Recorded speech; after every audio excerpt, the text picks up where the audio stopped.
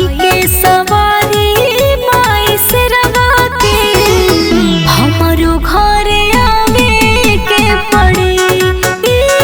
माई कई के सवारी माई से रवा के हमरो घरे आवे के पड़ी।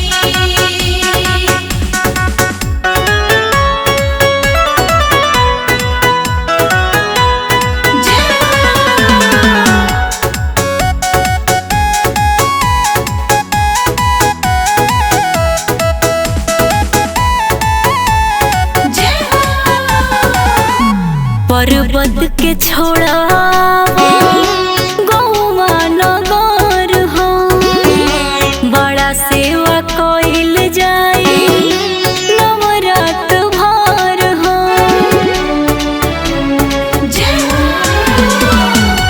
पर्वत के छोड़ा गौवा नगर हो बड़ा सेवा कइल जाई नवरात भर हो। भक्ति के शक्ति ए माई मोरे तोहके देखावे के पड़ी। कोई के सवारी माई से रवा के हमरो घरे आवे के पड़ी।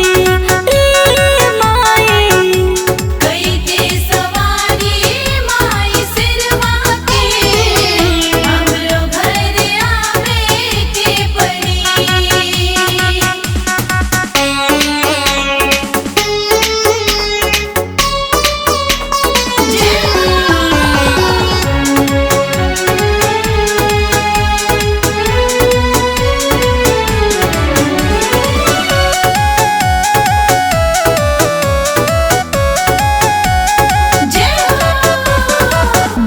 भगतन के बस में माई